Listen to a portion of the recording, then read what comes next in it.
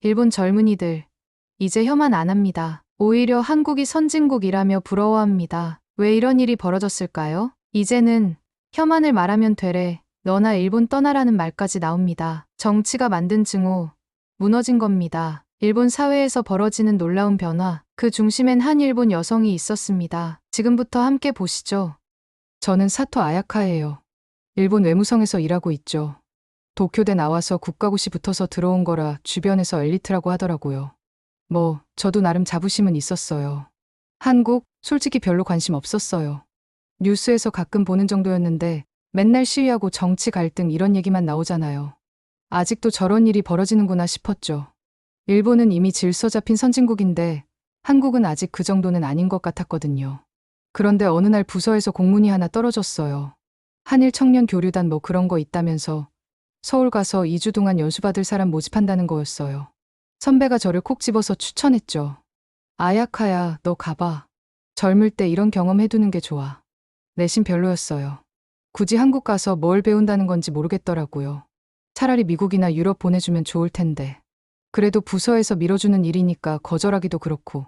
점심 먹으면서 동료들한테 푸념했어요. 야, 나 한국 연수 간대. 2주 동안 서울에 박혀 있어야 해. 그거 좋은데? 한국 음식 맛있다던데. 음식이야 뭐. 근데 진짜 배울 게 있을까? 우리가 오히려 가르쳐줘야 하는 거 아냐? 다들 맞네, 맞네 하면서 웃었어요. 그때는 진짜 그렇게 생각했거든요. 일본이 앞서고 한국은 뒤따라오는 나라라고. 경제 규모도 우리가 크고 기술도 우리가 위라고 믿었죠. 연수 전에 받은 자료 보니까 한국 GDP가 어쩌고 산업 현황이 저쩌고 나와 있긴 했어요. 아, 나름 성장했네. 하지만 여전히 일본보다 한 수 아래라고 생각했어요. 그래도 가면 볼 게 있겠지. 그렇게 시큰둥하게 준비를 시작했죠. 한국어는 당연히 모르니까 회화책 하나 사서 가방에 넣었어요. 안녕하세요, 감사합니다 정도만 외웠죠. 가기 전날 밤에 서울 사진들 찾아봤어요. 고층 빌딩들이 쭉 늘어선 게 도쿄랑 비슷하더라고요. 생각보다 발전했네. 근데 여전히 우리가 더 체계적이고 앞선다고 생각했어요. 짐 싸면서 혼자 중얼거렸죠. 2주만 버티고 오자. 그리고 한국 사람들한테 일본 좋은 점들 좀 알려주면 되겠다. 지금 생각해보면 정말 건방졌어요. 배우러 가는 게 아니라 가르치러 간다고 생각했으니까. 근데 며칠 안 가서 제가 얼마나 착각하고 있었는지 깨닫게 되거든요. 그것도 아주 단단히. 비행기에서 내리자마자 하는 소리가 저절로 나왔어요. 인천공항이 이렇게 큰 줄 몰랐거든요. 하네다 공항이랑 비교가 안 되더라고요. 깔끔하고 세련된 게 마치 호텔 로비 같았어요. 와, 공항 진짜 크네. 같이 온 일본 교류단 친구들도 다 놀라워했어요. 면세점이며 레스토랑이며 엄청나게 많았거든요. 그냥 쇼핑몰 수준이었어요. 그런데 진짜 놀란 건 따로 있었어요. 입국 심사 받을 때였는데 줄이 엄청 길었잖아요. 그런데도 사람들이 조용히 기다리는 거예요. 일본 사람들보다 더 질서정연하게. 한국 사람들이 이렇게 차분하게 기다려? 입국 심사관도 친절했어요. 저희가 일본 사람이라고 하니까 한국어로 안녕하세요 하면서 웃어주더라고요. 어서 오세요 이런 말도 했고. 뭔가 어색했어요.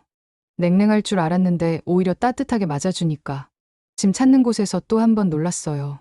컨베이어 벨트가 고장났는지 멈춰 있었거든요. 그런데 공항 직원이 바로 나와서 사과하면서 빠르게 수리하더라고요. 일본에서도 이런 대응은 잘 안 보거든요. 시스템이 괜찮네? 그런데 진짜 충격적인 건 공항 나가면서 봤어요. 청소하는 아저씨가 있었는데 지나가는 젊은 남자가 그 아저씨한테 인사를 하는 거예요. 그냥 지나가는 사람인데 말이에요. 아저씨, 수고하세요. 그러니까 청소하는 아저씨도 웃으면서 인사를 받아주더라고요. 저는 그 장면을 보고 정말 깜짝 놀랐어요. 일본에서는 이런 일이 거의 없거든요. 청소하는 사람은 거의 투명인간 취급받는 경우가 많아요. 공항버스 타러 가는데 또 놀란 일이 있었어요. 할머니 한 분이 무거운 짐을 끌고 계셨는데 모르는 사람이 다가가서 도와드리는 거예요. 그것도 한 명이 아니라 여러 명이. 괜찮으세요? 도와드릴까요?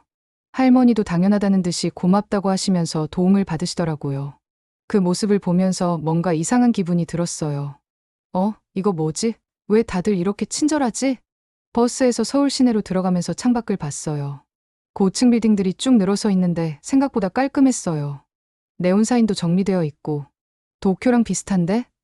아니, 어떤 부분은 더 정돈된 것 같아. 그날 밤 숙소에 도착해서 다른 일본 친구들이랑 얘기했어요. 어떻게 생각해? 생각보다 괜찮지 않아? 맞아. 공항에서부터 느낌이 달랐어. 사람들이 생각보다 친절하더라. 그런데 왜 뉴스에서는 맨날 안 좋은 얘기만 나오는 거지? 그날 밤 잠들기 전에 혼자 생각해봤어요. 내가 알고 있던 한국이랑 다른데? 첫날부터 예상과 달랐거든요. 시끄럽고 무질서할 줄 알았는데 오히려 차분하고 질서정연했어요. 사람들도 차갑고 적대적일 줄 알았는데 따뜻하고 친절했고 뭔가 놓치고 있는 게 있나? 하는 생각이 들기 시작했어요. 연수 셋째 날 서울시청에 갔어요. 솔직히 별 기대 안 했죠. 뭐 어차피 공무원들 하는 일은 거기서 거기겠지. 이런 생각이었거든요. 일본 공무원 시스템이 더 체계적이고 선진적일 거라고 믿었어요. 그런데 들어가자마자 했어요. 로비가 엄청 깔끔하고 현대적이었거든요. 디지털 안내판도 있고 터치스크린으로 민원 접수하는 시스템도 있고 생각보다 괜찮네? 안내해주는 공무원이 나와서 설명해줬어요. 저희는 모든 민원을 온라인으로 처리할 수 있어요. 집에서도 스마트폰으로 신청하고 서류도 받을 수 있죠. 진짜요? 집에서? 네. 대부분 방문 안 하셔도 돼요. 필요하면 택배로 보내드리기도 하고요. 순간 멘탈이 나갔어요. 일본 외무성은 아직도 팩스 쓰고 있거든요. 팩스 2025년에 서류도 다 종이로 프린트해서 도장 찍고 그런데 여기는 완전 디지털이었어요. 이거 언제부터 이렇게 하신 거예요? 한 10년 넘었죠? 계속 업그레이드하고 있어요. 10년 넘게요? 우리는 뭘 하고 있었던 거지? 갑자기 부끄러워졌어요. 디지털 행정 시스템 시연을 보여줬는데 진짜 깜짝 놀랐어요. 주민등록등본 발급하는데 3초 걸렸어요. 3초, 일본에서는 구청 가서 줄 서고 서류 쓰고 도장 받고 해야 하는데 여기는 클릭 몇 번이면 끝나는 거예요. 세금 신고도 이렇게 해요? 당연하죠. 국세청 홈페이지에서 5분이면 끝나요. 계산도 자동으로 해주고요. 일본에서는 세무사 찾아가거나 복잡한 서류 작성해야 하는데 뭔가 시대를 잘못 산 기분이었어요. 그런데 진짜 충격은 따로 있었어요. 시의원들이 회의하는 모습을 보여줬는데 모든 자료가 태블릿으로 나오는 거예요. 종이 한 장 없이. 실시간으로 자료 공유하고 투표도 터치로 하고. 종이는 안 써요? 환경보호 차원에서 페이퍼리스로 바꿨어요. 비용도 많이 절약되고요. 일본 국회는 아직도 종이 산더미거든요. 회의록도 다 프린트해서 나눠주고. 완전 구시대적이었던 거예요. 점심시간에 구청 식당에서 밥을 먹었어요. 공무원들이 먹는 곳인데 깔끔하고 맛도 좋았어요. 그런데 더 놀란 건 가격이었어요. 한 끼에 4,000원? 우리 돈으로 400엔 정도. 일본 관공서 식당은 1,000엔은 기본인데 여기 음식값이 이렇게 저렴해요? 공무원들 복지 차원에서 지원해주는 거예요. 시민들 세금으로 일하는 사람들이니까 최소한의 복지는 있어야죠. 이 말 듣고 뭔가 찡했어요. 일본은 공무원이라고 해도 점심값 지원 같은 거 거의 없거든요. 각자 알아서 해결하는 분위기인데 오후에는 전자정부 시스템 설명을 들었어요. 모든 부서가 연결되어서 정보 공유가 실시간으로 된다는 거예요. 시민이 민원 넣으면 관련 부서에 자동으로 배분되고 처리 과정도 실시간으로 확인할 수 있다고. 처리 기간은 어느 정도 걸려요? 단순한 건 당일, 복잡한 것도 일주일 넘기지 않아요. 일주일? 일본에서는 한 달도 기본이거든요. 부서 간 서류 전달하는 것만 며칠 걸리는데 그날 저녁 숙소에 돌아와서 혼자 있으니까 정말 복잡한 기분이었어요. 내가 알던 선진국이 뭐였지? 하는 생각이 들었거든요. 일본이 더 앞선다고 믿었는데 행정 시스템은 완전히 뒤떨어져 있었어요. 동료한테 전화했어요. 야, 너 한국 공무원 시스템 어떨 것 같아? 글쎄, 우리보다 뒤떨어지지 않을까 왜? 아니야. 완전 우리가 뒤처져 있어. 팩스 쓰는 우리가 바보같이 느껴져. 설마? 그럴 리가 없는데. 직접 봐야 믿겠지. 진짜 충격적이야. 그날 밤 잠이 안 왔어요. 계속 생각하게 되더라고요. 내가 자랑스러워했던 일본의 시스템이 이렇게 구닥다리였나? 뭔가 자존심이 상했지만 동시에 인정할 수밖에 없었어요. 적어도 행정 분야에서는 한국이 일본보다 훨씬 앞서 있다는 걸. 앞으로 뭘 더 보게 될까 하는 호기심과 두려움이 동시에 들었어요. 연수 일주일째 은평구에 있는 노인복지센터에 갔어요. 솔직히 이번에도 별 기대 안 했죠. 노인복지야 일본이 훨씬 앞서겠지. 고령화 사회를 먼저 겪은 일본이 노하우가 많을 거라고 생각했거든요. 그런데 들어가자마자 또 한 번 놀랐어요. 로비에서 할머니 한 분이 태블릿으로 뭔가 하고 계시는 거예요. 게임하시나 싶어서 가까이 가봤더니 화상통화였어요. 손자랑 통화하고 계시더라고요. 할머니, 안녕하세요. 어머, 우리 준이 잘 지냈어? 완전 자연스럽게 화상통화를 하시는 거예요. 일본 할머니들은 스마트폰도 어려워하시는데 안내해주는 직원분이 설명해줬어요. 어르신들께 디지털 교육을 해드려요. 처음엔 어려워하시지만 금방 적응하세요. 요즘은 유튜브도 보시고 온라인 쇼핑도 하세요. 진짜요? 할머니들이 유튜브를? 네, 요리 채널 보시면서 새로운 레시피도 배우시고 건강 정보도 찾아보세요. 이게 말이 돼? 일본에서는 고령자 디지털 교육이라고 해봤자 전화 거는 법 정도인데. 복지센터 둘러보면서 더 놀라는 일들이 많았어요. 할아버지들이 모여서 팟캐스트를 만들고 계시더라고요. 옛날 이야기를 녹음해서 인터넷에 올리는 거예요. 이거 누가 들어요? 젊은 사람들이 많이 들어요. 역사 공부도 되고 재미있다고 하더라고요. 할아버지 한 분이 자랑스럽게 말씀하시더라고요. 우리가 겪은 일들을 후세에 전해줘야지. 요즘 젊은이들이 관심 있어 해서 보람 있어. 일본에서는 할아버지들이 집에서 텔레비전만 보시는데 여기는 완전 다른 세상이었어요. 점심시간에 식당에서 밥을 먹었는데 할머니들끼리 모여서 소셜미디어 얘기하고 계시는 거예요. 어머, 이 사진 예쁘게 나왔네. 인스타그램에 올려야겠어. 필터 이거 쓰면 더 예뻐 보여. 내가 알려줄게. 70대 할머니들이 인스타그램 필터 얘기를 하고 계신 거예요. 일본 할머니들은 인스타그램이 뭔지도 모르시는데. 오후에는 실버 창업 프로그램을 봤어요. 할아버지 할머니들이 직접 사업을 시작하는 거예요. 손재주 좋은 할머니는 수제 액세서리 만들어서 온라인으로 팔고, 요리 잘하는 할아버지는 반찬 배달 사업을 하고, 나이가 많으셔도 창업이 가능한가요? 물론이죠. 경험과 기술이 있으시니까 오히려 유리한 점도 많아요. 정부에서도 지원해주고요. 일본에서는 나이 들면 그냥 은퇴해서 조용히 지내는 게 당연하다고 생각하는데 여기는 완전 다른 철학이었어요. 가장 인상 깊었던 건 실버 봉사단이었어요. 건강한 할아버지 할머니들이 더 연세 많으신 분들을 돌봐드리는 거예요. 70대가 80대를 돌보고 80대가 90대를 돌보고. 이게 가능한가요? 서로 도우면서 사는 거죠. 도움받는 분들도 자존심 상하지 않으시고 도와주는 분들도 보람 있어 하세요. 할머니 한 분이 말씀하시더라고요. 나도 누군가에게 도움이 된다는 게 행복해. 그냥 돌봄만 받으면 우울해지는데 이렇게 하면 살맛이 나지. 이 말 듣고 뭔가 뭉클했어요. 일본의 노인 정책은 그냥 안전하게 보호하는 거였는데 여기는 어르신들의 자존감과 행복까지 생각하는 거였거든요. 센터 마당에서는 할아버지들이 텃밭을 가꾸고 계셨어요. 직접 기른 채소로 요리해서 같이 나눠 먹기도 하고 남는 건 팔기도 하신다고. 이렇게 하면 치매 예방에도 좋아요. 몸도 움직이고 머리도 쓰고. 직원분 말씀이 맞더라고요. 할아버지들 표정이 너무 생기 있으셨어요. 뭔가 목표가 있고 할 일이 있다는 느낌이었어요. 그날 저녁에 숙소에서 일본에 있는 할아버지 생각이 났어요. 할아버지는 은퇴하신 후에 집에서 신문만 보시면서 지내세요. 가끔 산책하시는 게 전부고. 할아버지도 이런 곳이 있으면 좋을 텐데. 동료한테 전화해서 얘기했어요. 한국 노인복지 진짜 대단해. 할머니들이 인스타그램 해. 설마 그럴 리가. 과장하는 거 아냐? 진짜야. 할아버지들은 팟캐스트도 만들어. 우리 할아버지는 스마트폰도 못 쓰시는데. 그게 정말 좋은 건가? 나이 들면 조용히 쉬어야 하는 거 아냐? 아니야. 보니까 활동적으로 사시는 분들이 훨씬 행복해 보여. 우리가 틀렸나 봐. 그날 밤 곰곰 생각해봤어요. 복지의 진짜 의미가 뭘까? 그냥 안전하게 보호하는 게 복지인가? 아니면 행복하게 살 수 있게 도와주는 게 복지인가? 한국에서 본 건 후자였어요. 어르신들이 단순히 생존하는 게 아니라 진짜 인생을 사시고 계셨거든요. 일본도 이렇게 바뀌면 좋을 텐데 하는 생각이 들었어요. 연수 열흘째 저녁 숙소에서 쉬고 있는데 룸메이트가 넷플릭스를 켜더라고요. 뭘 볼까 하다가 한국 드라마를 선택했어요. 미스터 션샤인이라는 작품이었죠. 이거 재미있다던데. 같이 볼래? 한국 드라마 별로 안 좋아하는데 솔직히 관심 없었어요. 한국 드라마는 막장 같은 것만 있을 줄 알았거든요. 그냥 심심해서 옆에 앉아 있었죠. 그런데 보다 보니까 완전 다른 얘기였어요. 일제강점기 이야기인데 일본 역사책에서 본 것과 완전 달랐거든요. 일본이 조선을 근대화시켜준다는 식으로 배웠는데 드라마에서는 완전 침략이었어요. 주인공이 미국에서 공부하고 돌아와서 조선의 독립을 위해 싸우는 이야기였는데 너무 감동적이었어요.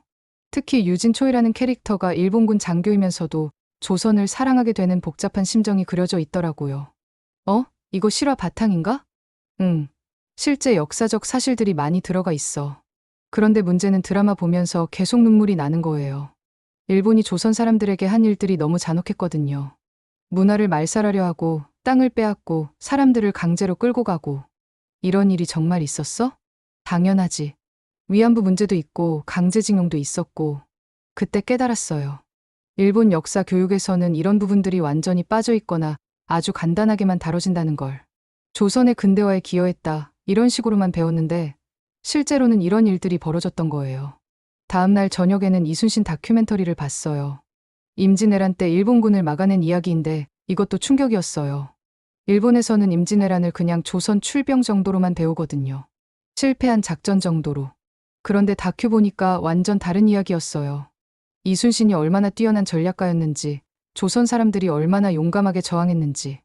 명량대첩에서 13척으로 133척을 이긴 이야기는 정말 소름 돋았어요.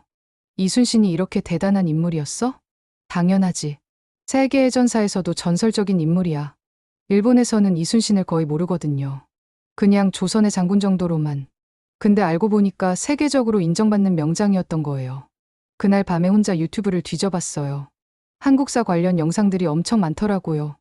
일제강점기 저항운동, 6.25 전쟁, 민주화 운동까지. 모든 게 새로웠어요. 특히 3.1 운동 영상을 보는데 정말 울컥했어요. 비폭력으로 독립을 외쳤는데 일본군이 총을 쏘고 칼로 찌르고 그 영상에서 일본군이 어린 학생들까지 때리는 장면을 보니까 정말 부끄러웠어요. 우리가 이런 일을 했다고? 머리가 복잡해졌어요. 지금까지 배운 역사가 다 거짓말인 건가? 아니면 한쪽 시각만 본 건가? 어떻게 같은 사건을 이렇게 다르게 기록할 수 있는 거지? 안내해주던 한국 직원분께 조심스럽게 물어봤어요. 일본에서 배운 역사랑 여기서 보는 게 너무 달라요. 어떻게 생각하세요? 아, 그럴 수밖에 없죠. 일본은 가해자 입장이고 우리는 피해자 입장이니까. 관점이 다를 수밖에. 그럼 진실은 뭐예요? 둘 다 진실이겠죠. 다만 일본은 불편한 부분을 많이 빼고 가르치는 것 같아요. 그 말이 정말 뼈 아팠어요. 불편한 부분을 빼고 가르친다는 게. 그럼 우리가 배운 건 반쪽짜리 역사인 거잖아요. 그날 밤 일본에 있는 대학 친구한테 전화했어요. 야, 너 임진왜란 때 이순신 알아? 이순신? 누구야 그게? 조선의 장군인데 일본군 박살낸 사람이야. 진짜? 그런 사람이 있었어? 역사 시간에 안 배웠는데. 역시나 모르더라고요. 일본 사람들은 이순신을 몰라요. 자기들이 진 전쟁은 가르치지 않으니까. 3.1 운동은 알아? 그게 뭔데? 일제강점기 때 조선 사람들이 독립 시위한 거야. 아, 뭔가 들어본 것 같기도 하고. 친구도 잘 몰라 했어요. 일본에서는 이런 것들을 제대로 안 가르치거든요. 그 순간 정말 화가 났어요. 왜 우리는 이런 걸 모르고 살아야 하는 거지? 왜 진실을 숨기는 거지? 한국 사람들은 이 모든 걸 다 알고 있는데 우리만 모르고 있는 거잖아요. 넷플릭스에서 기생충도 봤어요. 사회 계급 문제를 다룬 영화인데 이것도 충격이었어요. 한국이 이런 깊이 있는 작품을 만들 줄 몰랐거든요. 그냥 가벼운 엔터테인먼트만 있을 줄 알았는데. 한국 영화가 이렇게 수준 높았어? 룸메이트가 웃으면서 대답했어요. 요즘 한국 콘텐츠가 세계적으로 인정받잖아. 봉준호 감독 아카데미상도 받고. 그제야 깨달았어요. 내가 얼마나 무지했는지. 한국을 얕봤는데 오히려 한국이 문화적으로 훨씬 앞서가고 있었던 거예요. 그날 밤 잠들기 전에 생각했어요. 내가 지금까지 뭘 놓치고 살았을까? 역사도 제대로 모르고 문화도 제대로 모르고 그냥 일본이 최고라고만 생각하고 살았던 거예요. 이제라도 알게 된 게 다행인가? 하는 생각과 왜 이제야 알게 됐을까? 하는 아쉬움이 동시에 들었어요. 한국 연수를 마치고 일본에 돌아왔어요. 하네다 공항에 내리는 순간 뭔가 이상한 기분이 들었어요. 내가 떠나온 곳이 맞나? 싶을 정도로 모든 게 낡아 보였거든요. 공항 시설부터 시작해서 사람들 표정까지. 일주일 정도 지나서 주말에 시부야를 지나가는데 이상한 행렬을 봤어요. 사람들이 일본 국기 들고 뭔가 외치면서 걸어가고 있더라고요. 가까이 가서 들어보니까 혐한 시위였어요. 한국은 일본의 적이다. 한국 제품 불매하자. 한국인들은 일본에서 나가라.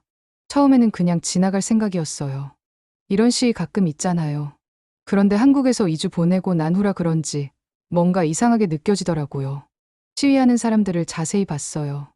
대부분 중년 남성들이었고 표정이 너무 험악했어요. 마치 진짜 원수를 보는 것 같은 얼굴들이었죠. 그때 갑자기 용기가 생겼어요. 한 명한테 다가가서 물어봤어요. 실례합니다. 한국에 가본 적 있으세요?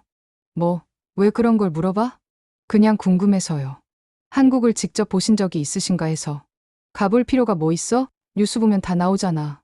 다른 사람한테도 같은 질문을 해봤어요. 결과는 똑같았어요. 한국에 가본 사람이 한 명도 없었어요. 전부 뉴스나 인터넷으로만 본 거였죠. 한국 사람이랑 직접 대화해 본 적은 있으세요? 없어. 그럴 필요도 없고. 그럼 한국 음식은 먹어보셨어요? 한국 음식 더러워서 못 먹어. 정말 황당했어요. 가본 적도 없고 사람도 만난 적 없고 음식도 먹어본 적 없는데 어떻게 그렇게 확신할 수 있는 건지. 시위 구경하던 젊은 여자분이 제 옆에 서더라고요. 이상하죠? 저도 궁금해서 물어봤는데 다들 가본 적이 없대요. 그러게요. 저는 최근에 한국 다녀왔는데 생각이랑 완전 달랐어요. 어떻게 달랐어요? 사람들도 친절하고 시설도 좋고 음식도 맛있고 특히 행정 시스템은 일본보다 훨씬 앞서더라고요. 그 여자분이 놀라더라고요. 진짜요? 한국이 일본보다 나은 부분이 있어요? 많아요. 디지털 정부, 노인복지, 문화 콘텐츠까지. 솔직히 부끄러울 정도였어요. 우리 대화를 듣고 있던 시위 참가자 한 명이 화를 내면서 다가왔어요. 무슨 소리야? 한국이 일본보다 낫다고? 미쳤어? 직접 가보세요. 그러면 알 거예요. 가볼 필요 없어. 한국은 원래 못 사는 나라야. 언제 못 살았는데요? 지금은 선진국이에요. 말도 안 돼. 일본이 도와줘서 발전한 거야. 완전 대화가 안 통하더라고요. 아무리 사실을 말해도 듣지 않으려고 했어요. 그냥 자기 생각에만 갇혀 있는 거였죠. 집에 가는 길에 계속 생각해봤어요. 저 사람들은 왜 저럴까? 한국을 직접 본 적도 없으면서 어떻게 그렇게 미워할 수 있는 건지. 그날 밤 인터넷을 뒤져봤어요. 혐한 사이트들을 보니까 대부분 왜곡된 정보들이었어요. 오래된 사진을 최근 것처럼 올리거나 일부 극단적인 사례를 전체인 것처럼 포장하거나. 아, 이런 걸 보고 판단하는구나. 문제는 이런 정보만 보면 정말 한국이 이상한 나라처럼 보인다는 거예요. 직접 가서 보지 않으면 진실을 알 수 없는 거죠. 다음날 회사에서 동료들과 이 얘기를 해봤어요. 어제 혐한 시위 봤는데 가본 사람이 한 명도 없더라. 당연하지. 누가 한국 같은데 가겠어? 야, 너도 가본 적 없잖아. 어떻게 그렇게 확신해? 뉴스 보면 알 수 있어. 맨날 시위하고 반이라고. 그런데 내가 가서 보니까 완전 달랐어. 오히려 일본보다 나은 부분이 많더라. 동료들 표정이 싹 변하더라고요. 설마 너 친한파 된 거야? 친한파가 아니라 사실을 말하는 거야. 직접 보지도 않고 판단하는 게 이상한 거 아니야? 아니야. 한국은 원래 그런 나라야. 내가 속은 거야. 결국 동료들도 시위 참가자들과 똑같더라고요. 가본 적도 없으면서 확신에 차 있었어요. 그날 저녁 혼자 생각해봤어요. 일본 사람들이 왜 이럴까? 무지가 편견을 만들고 편견이 증오를 만드는 것 같았어요. 그리고 그 증오가 또 다른 무지를 만들어내는 악순환이었죠. 이 악순환을 끊으려면 어떻게 해야 할까? 답은 간단했어요. 직접 보는 거였죠. 여행이 아니라 정말 제대로 보는 거. 관광객이 아니라 배우는 사람으로서. 그날 밤 결심했어요. 한국에 다시 가자. 이번에는 2주짜리 연수가 아니라 아예 살아보자. 그래서 진짜 한국이 어떤 나라인지 알아보자. 무작정 가면 어떻게 될까 하는 두려움도 있었지만 동시에 설렘도 있었어요. 진짜를 보고 싶었거든요. 일본에서 왜곡된 정보로 만들어진 한국이 아니라 실제 한국 사람들이 사는 진짜 한국을. 이번에는 관광객이 아니라 이웃으로 살아보자. 그렇게 마음먹었어요. 외무성에 사직서를 냈어요. 상사들이 완전 미쳤다는 표정으로 쳐다보더라고요. 아야카, 넌 미쳤어? 도쿄대 나와서 공무원까지 됐는데 왜 그만둬? 한국에서 살아보고 싶어요. 한국에서? 뭐하러? 진짜 한국이 어떤 나라인지 알고 싶어요. 여기서는 왜곡된 정보만 보게 되니까. 선배가 정말 답답하다는 표정으로 말했어요. 너 한국한테 세뇌당한 거야. 정신 차려. 세뇌가 아니라 눈을 뜬 거예요. 우리가 모르는 게 너무 많아요. 결국 아무도 이해해주지 않았어요. 가족들도 마찬가지였고. 그래도 전 포기할 수 없었어요. 3개월 후 김포공항에 도착했어요. 이번에는 관광객이 아니라 정착하러 온 거였죠. 짐도 캐리어 2개 가득 쌌어요. 마포구에 원룸을 구했어요. 홍대 근처라 젊은 사람들이 많고 활기찬 동네더라고요. 집 구하는 것부터가 신기했어요. 부동산 앱으로 집을 보고 계약도 온라인으로 하고. 일본보다 훨씬 간단했어요. 일자리는 한일문화교류 NGO에서 구했어요. 한국어 실력이 부족해서 걱정했는데 오히려 일본인이라는 게 도움이 됐어요. 일본 문화를 제대로 아는 사람이 필요했어요. 아야카 씨 같은 분이 오시니까 정말 고마워요. 대표님이 반갑게 맞아주시더라고요. 첫 출근 날 동료들이 저를 아야카 언니라고 부르는 거예요. 일본에서는 직급으로만 부르는데 여기는 가족 같은 느낌이었어요. 언니, 점심 뭐 드실래요? 김밥 시킬까요? 김밥이요? 좋아요. 김밥이 이렇게 맛있는 줄 몰랐어요. 일본 김초밥이랑 완전 다른 맛이었거든요. 단무지랑 우엉이 들어가서 달콤하고 아삭아삭했어요. 언니, 커피 드실래요? 제가 타드릴게요. 젊은 남자 동료가 커피를 타주는 거예요. 일본에서는 여자가 남자한테 커피 타주는 게 당연한데 여기는 반대더라고요. 고마워요. 그런데 제가 나이가 더 많은데 괜찮아요? 나이는 상관없어요. 저희가 먼저 들어왔으니까 도와드리는 거죠. 일본의 딱딱한 상하관계와는 완전 달랐어요. 나이나 직급보다는 서로 배려하는 분위기였죠. 일주일 후 동네에서 길을 잃었어요. 한국어가 아직 서툴러서 길을 물어보기도 어렵고, 그런데 지나가던 할머니가 제가 헤매고 있는 걸 보시고 먼저 다가오시더라고요. 어디 가려고 하세요? 아, 홍대 입구역이요. 어머, 일본 사람이에요? 한국말 잘하네요. 이쪽으로 가시면 돼요. 할머니가 친절하게 길을 알려주시면서 말씀하시더라고요. 한국 어때요? 살만해요? 네, 정말 좋아요. 사람들이 친절하고. 그럼 됐네요. 우리 동네에 온 걸 환영해요. 일본에서는 외국인한테 이렇게 친근하게 대하는 사람이 별로 없거든요. 특히 나이 드신 분들은 더욱. 그런데 여기는 할머니가 먼저 말을 걸어주시니까 정말 따뜻했어요. 한 달쯤 지나서 동네 편의점 사장님과도 친해졌어요. 아야카 씨, 오늘도 김밥이에요? 네, 참치김밥 하나요. 일본에도 김밥 같은 거 있어요? 비슷한 건 있는데 여기 김밥이 더 맛있어요. 사장님이 웃으시면서 덤으로 바나나 우유를 하나 주시더라고요. 서비스예요. 우리 단골 고객이니까. 이런 식으로 하나하나 정이 쌓여가는 게 너무 좋았어요.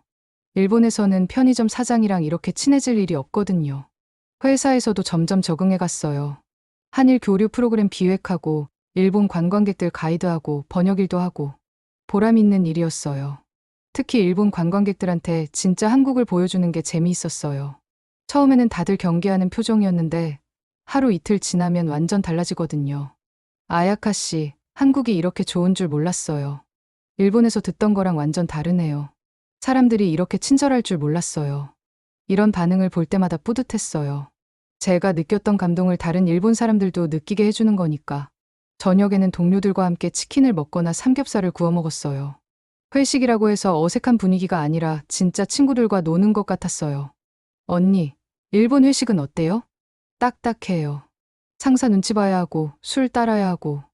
헐, 그럼 재미없겠네요. 여기는 그냥 친구들이랑 놀듯이 해요. 정말 그랬어요. 나이나 직급 상관없이 다들 편하게 얘기하고 웃고. 이런 게 진짜 인간관계구나 싶었어요. 3개월 후 한국어도 많이 늘었어요. 드라마 보면서 공부하고 동료들이랑 대화하면서 배우고. 일본에서 영어 공부할 때보다 훨씬 빨리 늘더라고요. 언니, 한국어 진짜 늘었어요. 이제 거의 한국 사람 같아요. 고마워요. 다들이 잘 도와줘서.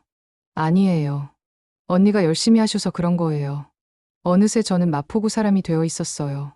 동네 사람들도 저를 알아보시고 편의점에서도 단골 취급받고 진짜 제2의 고향이 된 거죠. 그날 밤 일본에 있는 친구한테 전화했어요. 야, 나 한국 완전 정착했어. 여기가 진짜 내 집 같아. 진짜? 그렇게 좋아? 응. 사람들도 따뜻하고 일도 재미있고. 여기 와서 살아봐. 완전 다른 세상이야. 그럼 일본에는 언제 돌아올 거야? 모르겠어. 아직은 여기서 더 살고 싶어. 한국에서의 삶이 너무 만족스러웠어요. 매일 새로운 걸 배우고 좋은 사람들과 함께 일하고 이런 게 진짜 삶이구나 싶었거든요. 한국에서 살기 시작한 지 6개월이 지났어요. 어느 날 일본에 있는 대학 동기한테서 메시지가 왔어요.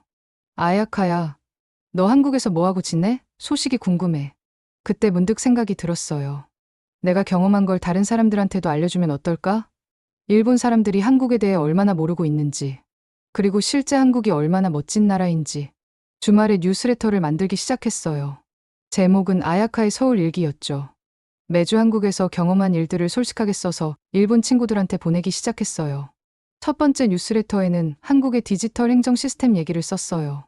팩스 대신 앱으로 모든 걸 처리하는 이야기, 집에서 민원 신청하는 이야기. 반응이 폭발적이었어요. 진짜야? 한국이 그렇게 편리해? 우리는 왜 아직도 팩스를 쓰고 있는 거야? 나도 한국 가서 살아보고 싶어졌어. 두 번째에는 노인복지 이야기를 썼어요. 할머니들이 인스타그램하고 할아버지들이 팟캐스트 만드는 이야기. 이것도 엄청난 반응이었어요. 우리 할머니는 스마트폰도 못 쓰시는데. 한국 어르신들이 그렇게 활동적이야? 일본도 이런 복지 시스템 있으면 좋겠어. 세 번째에는 일상 이야기를 썼어요. 편의점 사장님이 바나나 우유 주시는 이야기, 길 잃었을 때. 할머니가 도와주신 이야기, 동료들과 치킨 먹으면서 웃었던 이야기. 사람들이 그렇게 친절해? 일본보다 인간관계가 따뜻한 것 같아. 아야카 얘기 듣고 있으면 나도 한국 가고 싶어져. 뉴스레터 구독자가 점점 늘어났어요. 친구가 친구한테 공유하고, 그 친구가 또 다른 친구한테 공유하고. 한 달 만에 구독자가 500명이 됐어요. 그러다가 어느 날 대학교에서 연락이 왔어요. 국제교류센터에서 특강을 해달라는 거였어요. 아야카 씨, 한국에서의 경험을 학생들한테 들려주실 수 있을까요? 요즘 한국에 관심 있는 학생들이 많거든요. 처음에는 부담스러웠어요. 강연 같은 거 해본 적 없으니까. 그런데 한국에서 배운 것들을 나누고 싶은 마음이 더 컸어요. 강연 제목을 이젠 우리가 한국을 배웁니다로 정했어요. 제가 느꼈던 변화의 과정을 그대로 담고 싶었거든요. 강연 날 강의실이 꽉 찼어요. 200명 정도 되는 학생들이 와서 제 이야기를 들어줬어요. 저는 한국을 얕보고 갔다가 완전히 뒤집혔습니다. 이렇게 시작해서 제가 경험한 모든 걸 얘기했어요. 인천공항에서의 첫 충격부터 서울시청의 디지털 시스템, 노인복지센터의 활기찬 어르신들, 역사 콘텐츠를 통해 알게 된 진실들까지. 한국은 우리가 배워야 할 게 많은 나라입니다. 디지털 기술, 사회 시스템, 문화 콘텐츠, 그리고 무엇보다 사람들의 따뜻함까지. 학생들 반응이 너무 좋았어요. 질문도 엄청 많이 나왔고. 한국어 배우기 어려워요? 한국에서 일자리 구하기 힘들어요? 일본 사람이라고 차별받은 적 없어요? 모든 질문에 솔직하게 답해줬어요. 어려운 점도 있지만 그보다 좋은 점이 훨씬 많다고. 강연 끝나고 한 학생이 다가왔어요. 선배님, 저도 한국에서 교환학생 해보고 싶어요. 어떻게 준비하면 될까요? 마음만 있으면 돼. 편견 없이 열린 마음으로 가는 게 가장 중요해. 그 후로 한국 관련 문의가 엄청 많이 왔어요. 교환학생 프로그램 문의, 한국어 공부 방법, 한국 여행 코스까지. 뉴스레터도 계속 썼어요. 이번에는 한국의 스타트업 문화, K푸드의 진화, 환경 정책까지 다양한 주제로. 구독자가 2,000명을 넘었어요. 일본 언론에서도 관심을 보이기 시작했어요. 신문사에서 인터뷰 요청이 왔고, 온라인 매체에서도 제 이야기를 다뤄줬어요. 한국에서 새로운 삶을 찾은 일본 여성. 편견을 깨고 진실을 전하는 아야카의 이야기. 이런 제목으로 기사가 나갔어요. 반응이 엄청났죠. 댓글도 폭발적으로 많이 달렸어요. 나도 한국 가보고 싶어졌다. 일본이 한국보다 뒤처진 부분이 있다는 걸 처음 알았어. 아야카 씨 용기가 대단하다. 물론 비판적인 댓글도 많았어요. 한국한테 세뇌당했다. 일본을 배신하는 거다. 친한파가 됐다. 하지만 상관없었어요. 제가 경험한 게 진실이니까. 그리고 점점 더 많은 사람들이 제 이야기에 공감해주고 있었거든요. 6개월 후 제2회 강연을 했어요. 이번에는 500명이 넘는 사람들이 왔어요. 학생뿐만 아니라 직장인, 주부, 심지어 할아버지 할머니들까지. 한국을 알아가는 것은 우리 자신을 되돌아보는 일입니다. 우리가 놓치고 있는 것들, 배워야 할 것들을 발견하게 되죠. 강연 후 한 할아버지가 다가오셨어요. 젊은이, 고마워. 덕분에 한국에 대한 편견이 사라졌어. 나도 손자랑 한국 여행 가볼까 해. 이런 순간들이 정말 보람됐어요. 제가 경험한 변화를 다른 사람들도 겪게 되는 거니까. 지금도 계속 뉴스레터를 쓰고 있어요. 한국에서의 일상, 새로 발견한 것들, 일본 친구들이 한국에 와서 놀란 이야기들까지. 구독자는 5,000명이 넘었고 한국에 관심 갖는 일본 사람들이 점점 늘어나고 있어요. 제 꿈은 더 많은 일본 사람들이 진짜 한국을 알게 되는 거예요. 뉴스나 인터넷으로 만들어진 가짜 이미지가 아니라 실제로 경험해서 알게 되는 진짜 한국을. 그래서 양국이 진정으로 이해하고 친해질 수 있기를 바라요. 이젠 정말로 우리가 한국을 배울 때입니다. 이게 제가 일본 사람들에게 하고 싶은 말이에요. 오늘도 제 이야기에 귀 기울여 주셔서 고맙습니다. 여러분의 따뜻한 마음이 저희 영상의 가장 큰 힘입니다. 건강하시고 늘 평안하시길 바랍니다.